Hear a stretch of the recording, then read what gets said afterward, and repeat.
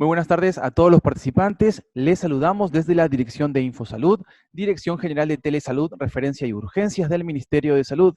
Empezaremos la telecapacitación programada para el día de hoy, viernes 20 de diciembre, a cargo del equipo del Instituto Nacional de Salud del Niño del Ministerio de Salud. Quisiéramos recordarles que cualquier pregunta, duda o consulta pueden hacerlas a través del chat en cualquier momento de la exposición para ser respondidas al final. Licenciada Taquía, equipo del Instituto Nacional de Salud del Niño, adelante, bienvenidos. Roberto Ortega, y gracias también a cada uno de los amigos de la Red Nacional de Telesalud conectados pues a esta institución. En esta oportunidad hemos invitado al servicio de enfermería en neurocirugía y como representante de ese servicio nos encontramos con la licenciada Ana Rosillo Marchán, una especialista en la materia que va a desarrollar el tema que a continuación ella les va a presentar. Licenciada Ana, el público la espera. Buenas tardes. En esta oportunidad les voy a exponer sobre lo que es la atención de enfermería al paciente con hipertensión endocraniana, ¿no? La hipertensión endocraniana en sí es una causa muy frecuente en niños con una alta mortalidad, ¿no? Con niños con patología neuroquirúrgica, ¿no? El aumento de la presión endocraniana puede comprometer la vida del paciente. Incluso muchas veces provoca graves secuelas neurológicas, ¿no?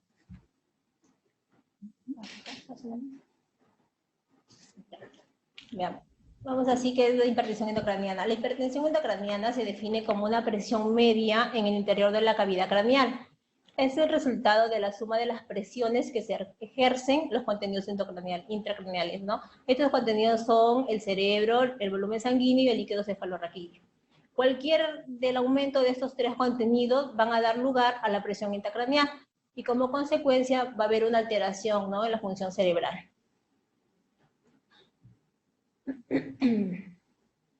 El cráneo es un contenido rígido, ¿no? Es una cavidad indistendible con un volumen constante, ¿no? Está comprendido por el cerebro, ¿no? Esos componentes son el cerebro, que ocupan el 80%, la sangre, que ocupa un 10%, y el líquido cefalorraquídeo, un 10%. ¿no? Tenemos la fisiopatología de la presión endocraniana, ¿no? Según la doctrina de Monroe-Kay, nos dice que la sumatoria de estos tres volúmenes, ¿no? El volumen del cerebro, del líquido cefalorraquídeo y del flujo sanguíneo, van a mantener una presión intracraneal constante, ¿no? Se va a mantener una presión estable. Si a este volumen se le añade, ¿no?, una masa, o puede ser un tumor, un hematoma, entonces va a haber una disminución de uno de los componentes, ¿no? Uno de estos componentes, por ejemplo, acá tenemos la sangre, el líquido cefalorraquídeo, van a disminuir para que se pueda mantener la presión intracraneal normal, estable. Pero cuando esta masa ya es muy grande, entonces ya no va a haber, ya no se va a poder compensar, ¿no? Y se va a llevar a cabo la presión intracraneana, lo que va a llevar a producir en el paciente los signos y síntomas, ¿no? ¿Cuáles son los valores de la presión intracraneal? Tenemos según la edad, ¿no? Son diferentes bibliografías, ¿no? Pero en adultos tenemos de 10 a 15 milímetros de mercurio, en niños de 3 a 7 y en neonatos de 1.5 a 6 milímetros de mercurio. Esta presión puede variar, ¿no? Cuando el paciente tose o estornuda, ¿no? O, puede subir un poquito, pero regresa a los valores normales.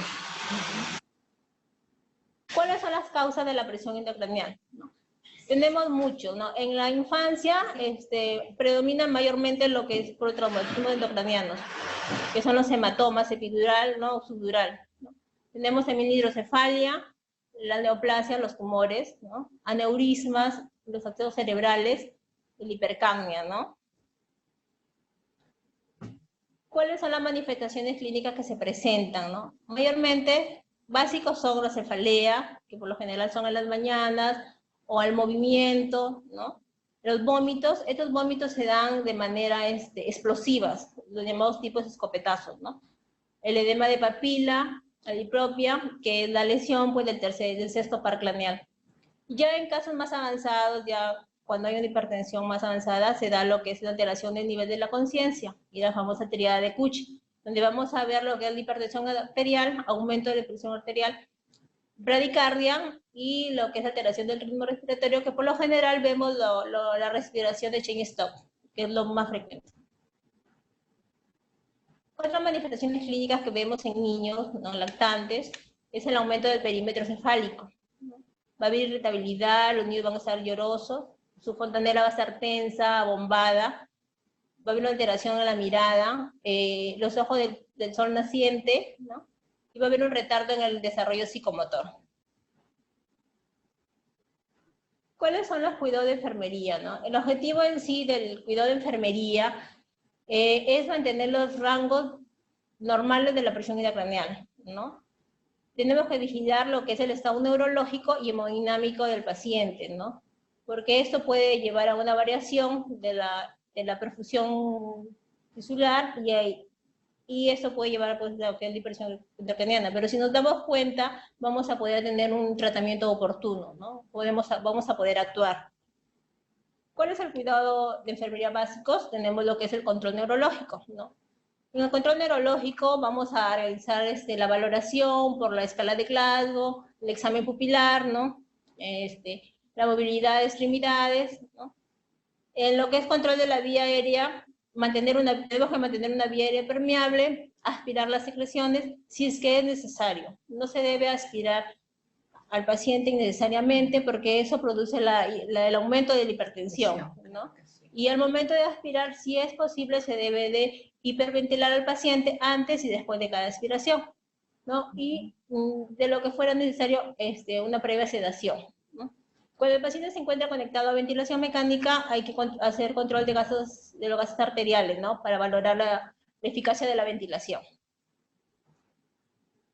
También tenemos lo que es el control hemodinámico. Hay que vigilar las constantes vitales, la frecuencia cardíaca, la frecuencia respiratoria, ¿no? La presión arterial, sistólica, diastólica, la media, ¿no?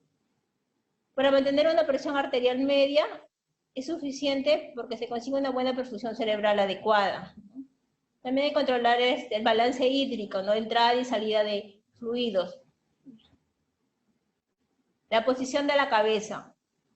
La posición de la cabeza en los pacientes con hipertensión tiene que estar a 30 grados para que favorezca lo que es el retorno venoso. Evitar la rotación de la cabeza y la flexión del cuello, porque esto aumenta la hipertensión y va a disminuir lo que es el drenaje venoso, ¿no? Y nos va a producir el aumento de la PIB. La movilización del paciente, de lo posible, tiene que ser en bloque, ¿no? Mantener siempre la cabeza en posición neutra, no flexionada hacia el cuello, ¿no? Control de fluidos, control de ruidos, mantener un entorno lo más posible tranquilo, ¿no? Evitar conversaciones fuertes, pero si al paciente se le permite que hable mucho con su familiar, ¿no? Control del dolor. En lo posible, como personal de enfermería debemos de reunir los procedimientos que vamos a realizar en un cierto momento para no estar manipulando a cada rato al paciente, ¿no? Porque esto le va a causar dolor y va a hacer que su presión aumente, ¿no? Control de la temperatura. Los pacientes de hipertensión mayormente tienden a hacer presión hipertermia, ¿no? Y la hipertermia, por lo consiguiente, nos va a llevar a tener una presión intracraneal alta. Entonces, lo que se debe hacer es mantener una temperatura adecuada, ¿no? Aligerar cubiertas, colocar compresas de paño frío, mantener un ambiente con el aire acondicionado, ¿no? Para evitar que haya un aumento de temperatura. Control de la glucemia, ¿no? Porque una hipoglucemia o una hiperglicemia nos puede también llevar a un aumento de la presión intracraneal. Tenemos también las convulsiones, que son eventos frecuentes en estos pacientes. Pero cuando se presenta una convulsión, debemos de inmediato aplicar el tratamiento médico, ¿no? Ya tenemos indicado, pues, ¿no? Para prevenir. ¿Qué tratamiento médico utilizamos en lo que es la hipertensión intracraneal? Tenemos, por lo general, es el manitol, ¿no? El manitol que se usa como un osmótico. Eso va a producir una disminución de la viscosidad sanguínea, dando lugar al incremento inicial del flujo cerebral. Y va a producir una vasoconstricción que disminuye la presión intracraneal. Tenemos también las soluciones hipertónicas, que por lo general usamos lo que es el cloruro al 3%. No se usa mayormente las destrozas porque esto produce edema cerebral en algunos pacientes, ¿no? También otro tratamiento médico que usan es la hiperventilación, ¿no? Es uno de los métodos más efectivos para la reducción de la PIC, pero se usa después de 48 a 72 horas de que el paciente ya está conectado a su ventilación. En la hiperventilación, el paciente vamos a hacer que el paciente entre a una hipercapnia para producir una vasoconstricción, y eso va a llevar a que la presión intracraneal, el flujo sanguíneo disminuya, bueno, y la presión se mantenga. Pero también, si el uso de la hipertensión es prolongado, puede llevar a que el paciente sufra una isquemia cerebral. El uso de corticoides. Mayormente usamos la dexametasona, ¿no? Que se usa en pacientes con hipertensión y edema cerebral, tumores, accesos. Y los barbitúricos que se usan en los pacientes con traumatismo craneoencefálico severo. ¿Cuáles son las maniobras que pueden aumentar la presión intracraneal? Tenemos, como les dije anteriormente, la aspiración de secreciones innecesarias, ¿no? Si hay que aspirar, se debe hacer previo una sedación y una relajación, ¿no? La posición de la cama en cero también produce un aumento de la PIC. Las maniobras de Valsalva, ¿no? La tos, la hipercapnia y el dolor, ¿no? La cabeza flexionada contra el pecho también nos produce, porque no hay un buen flujo sanguíneo. El tratamiento quirúrgico que mayormente usan acá es la colocación del drenaje, ¿no? Que se usa cuando hay un hematoma, un quiste, ¿no? Entonces, para permitir que el líquido cefalorraquídeo, para que haya una salida del líquido cefalorraquídeo, se coloca lo que es el drenaje, y esto va a mantener, pues, una buena hipertensión, ¿no? Otro tratamiento quirúrgico tenemos la craniotomía, que ya lo uso, es una abertura del cráneo, que se extrae una pieza del cráneo para exponer a parte del cerebro y poder retirar, por ejemplo, que es en caso de tumores, no quistes, ya que son más grandes, que están haciendo presión y produciendo la hipertensión, pues. ¿Cómo se monitoriza la presión intracraneal? Bueno, acá se coloca lo que es un transductor en la parte afectada, ¿no? Y ese transductor va conectado a lo que es un monitor, donde nos va a permitir medir la presión, ver lo que es la medición de la presión intracraneal, ¿no? Y también, en este caso, cuando se coloca al drenaje, donde nos va a permitir también lo que es el drenaje de líquido cefalorraquídeo.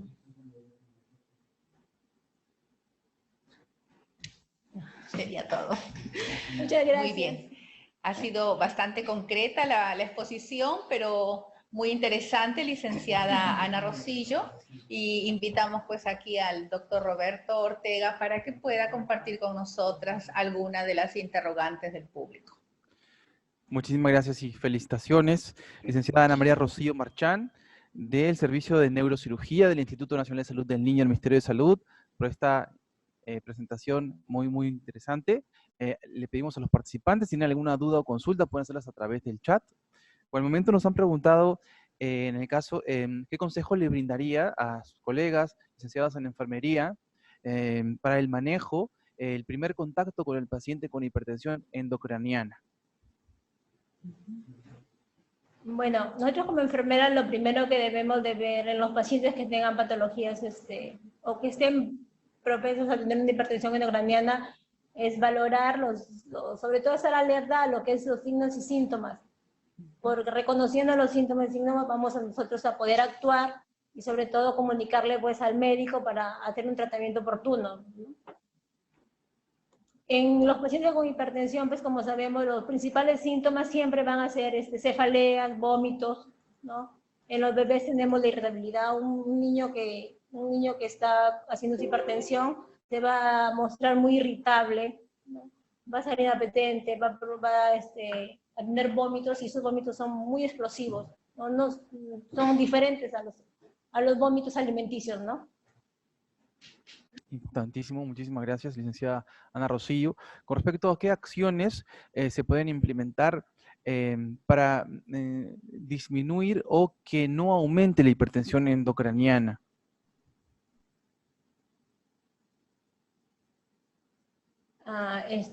Bueno, para prevenir una hipertensión, ¿no? Tenemos que estar alerta, ¿no? Por ejemplo, nosotros tenemos niños con hidrocefalias que están con sus drenajes externos, ¿no?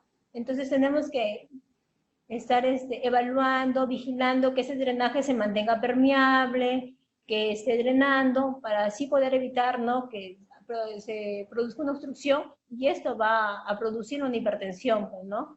Cuando tenemos niños con tumores también, ¿no?, hay que vigilarlos, esos niños, porque ellos en cualquier momento presentan una cefalea, ¿no?, un vómito. Entonces, hay que, más que todo, hay que evaluar lo que es signos y síntomas en los pacientes, ¿no? Es lo que tenemos que vigilar más. Sí, muy importante. Licenciada, tengo interés de preguntar en toda su actuar en el servicio, ¿con qué frecuencia se presenta esta complicación de la hipertensión endocraniana en los pacientes hospitalizados que ustedes evalúan?